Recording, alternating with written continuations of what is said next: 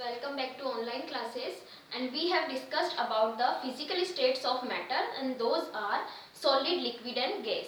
हमने solid, liquid, gas की कुछ properties जिनकी वजह से हम इनमें डिस्टिंग्विश कर सकते हैं, इनमें डिफ्रेंशिएट कर सकते हैं सॉलिड लिक्विड गैस को, उनके बारे में बात की थी। आज हम बात करेंगे conversion of states of matter. किस तरीके से जो फिजिकल स्टेट्स होती हैं किसी भी मैटर की, सॉलिड, लिक्विड एंड गैस, तो इनका किस तरीके से हम कन्वर्जन कर सकते हैं, इनको किस तरीके से एक फॉर्म से दूसरे फॉर्म में चेंज कर सकते हैं। तो इनके लिए कुछ प्रोसेसेस हैं, उनके बारे में आपको पता भी होगा, लेकिन फिर भी हम यहाँ पे डिस्कस करेंगे थोड़ा सा और हाई लेवल पर। इन प्रोसेसेस में फर्स्ट आती है मेल्टिंग, और आप सभी को पता है मेल्टिंग क्या होती है। जब भी कोई सॉलिड लिक्विड में कन्वर्ट होता है, ए solid is converted into its liquid state, then this process is known as melting. Melting के बाद में हम बात करते हैं बॉइलिंग की।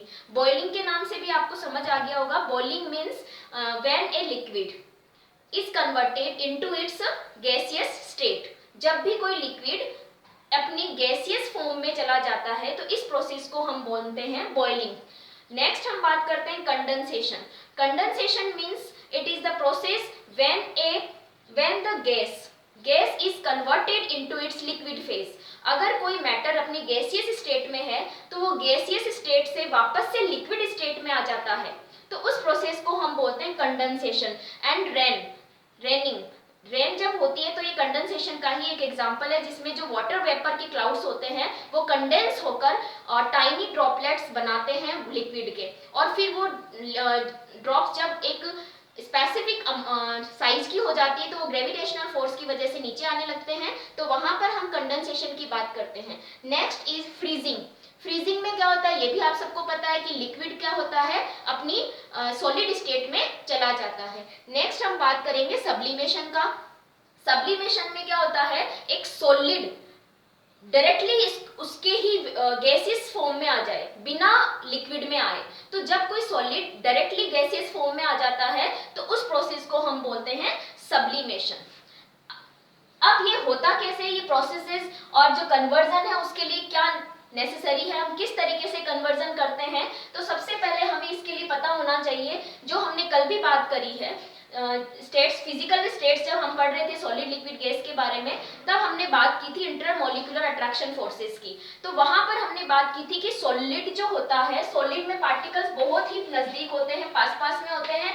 क्यों होते हैं वो इतना पास पास में, क्योंकि उनके बीच में इंटरमॉलिक्यूलर अट्रैक्शन फोर्सेस क्या होते हैं, मैक्सिमम होते हैं, और उनके बीच में जो मूवमेंट होता है पार्टिकल का वो बहुत ही कम होता है। उनकी काइनेटिक एनर्जी क्या होती है, सबसे कम होती है, मिनिमम होती है। लेकिन जब हम लिक्विड की तरफ आए थे तो हमने बात की थी कि लिक्विड के पार्टिकल्स थोड़े दूर दूर होते हैं। क्यों होते हैं दूर दूर, क्योंकि उनके बीच में, पार्टिकल्स के बीच में इंटरमॉलिक्यूलर अट्रैक्शन फोर्सेस थोड़े से कम होते हैं। उसके बाद में हमने गैसेस की बात की थी, तो गैसेस के पार्टिकल्स बहुत ही दूर दूर होते हैं because they have the least, और हम बोल सकते हैं नेग्लिजिबल इंटरमॉलिक्यूलर अट्रैक्शन फोर्स। इनके बीच में बहुत ही कम इंटरमॉलिक्यूलर अट्रैक्शन फोर्सेस होते हैं, जिसकी वजह से पार्टिकल्स बहुत दूर दूर होते हैं। जब हम सॉलिड को लिक्विड में बदलना है, हमें क्या करना है, हम कन्वर्जन की बात कर रहे हैं, तो अगर हम किसी सॉलिड को उसके लिक्विड फॉर्म में बदलना होता है, क्या करना है, हमें सॉलिड को लिक्विड फॉर्म में बदलना होता है, और इसी प्रोसेस को हम क्या बोलते हैं, मेल्टिंग। इसी प्रोसेस को हम क्या बोलते हैं, मेल्टिंग। तो मेल्ट करने के लिए हमें क्या करना पड़ेगा, इन पार्टिकल्स के बीच में अट्रैक्शन फोर्सेस को लूज करना पड़ेगा। और कैसे होगा लूज, जब हम इसे हीट करेंगे।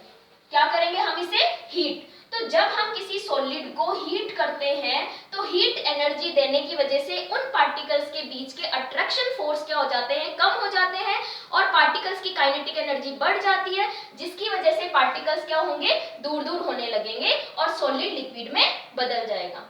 इसी तरीके से अब आप समझ गए होंगे कि जब हम किसी लिक्विड को उसके गैसियस स्टेट में कन्वर्ट करना होगा तो अगेन हमें क्या करना होगा, हीट करना होगा, क्योंकि हीट करने की वजह से क्या होगा, पार्टिकल्स के इंटरमॉलिक्यूलर अट्रैक्शन फोर्सेस और कम होंगे और पार्टिकल्स की काइनेटिक एनर्जी और ज्यादा होगी, तो जिससे पार्टिकल्स और ज्यादा दूर दूर होने लगेंगे, तो लिक्विड किस में बदल जाएगा, उसकी गैसियस स्टेट में बदल जाएगा। इस प्रोसेस को हम बोलते हैं बॉइलिंग। ठीक है, बॉइलिंग किसे कहेंगे, when we heat an liquid then it converted into its gaseous state, then this process is known as boiling. तो हीट करने से क्या हुआ, इंटरमोलिकुलर अट्रैक्शन फोर्सेस कम हुए तो सॉलिड लिक्विड में बदला, और अगर हम हीट करेंगे तो और अट्रैक्शन फोर्सेस कम होंगे और वो किसमें बदल जाएगा, अपनी गैसियस स्टेट में बदल जाएगा। अब हम इसका उल्टा यानी कि अपोजिट डायरेक्शन में चलेंगे, इसकी जो गैस है गैसियस स्टेट को हम उसके लिक्विड में कन्वर्ट करेंगे।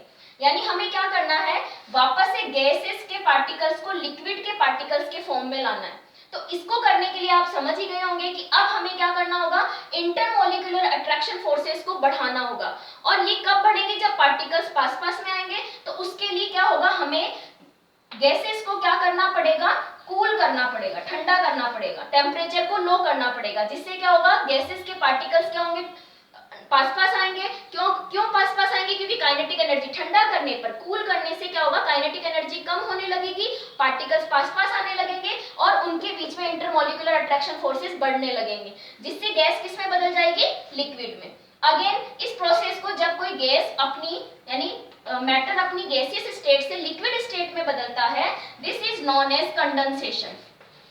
इस प्रोसेस को हम क्या बोलते हैं, कंडेंसेशन। जब कोई गैस अपनी लिक्विड फॉर्म में बदलता है व्हाइल कूलिंग, कूल करने पर, तो उसे हम क्या कहेंगे, कंडेंसेशन। नेक्स्ट अगेन देखिए, लिक्विड को हमें सॉलिड में लाना है तो अट्रैक्शन फोर्सेस हमें और इंक्रीज करने पड़ेंगे, तो हमें उसे और ठंडा करना होगा। और ठंडा करेंगे तो लिक्विड किस में बदल जाएगा, सॉलिड में। तो इस प्रोसेस को जब कोई लिक्विड अपनी सॉलिड स्टेट में बदलता है by cooling, then this process is known as freezing.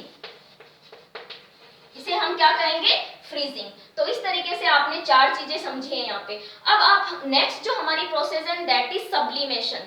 Sublimation में क्या होता है, एक सॉलिड को जब हम हीट करते हैं देन ये डायरेक्टली किस में बदल जाता है, अपनी गैसियस फॉर्म में बदल जाता है। एक सॉलिड को जब हम हीट करते हैं, हीट करने के बाद में वो लिक्विड स्टेट में नहीं आकर डायरेक्टली ही अपनी गैसियस स्टेट में आ जाता है, तो इस प्रोसेस को हम बोलते हैं सब्लिमेशन।